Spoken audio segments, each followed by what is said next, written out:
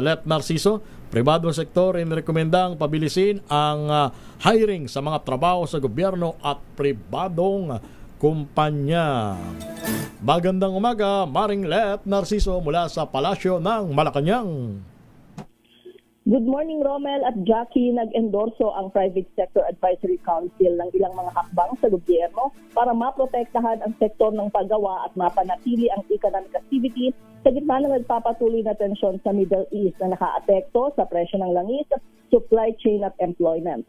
Sa nakaraang meeting kay Pangulong Bongbong Marcos, inirekomenda ng PISAC na agarang magsagawa ng job matching at workforce redeployment. Ayon pa sa grupo, dapat palawakin ang job fair sa buong bansa at pabilisin ang hiring sa gobyerno at maging sa pribadong sektor.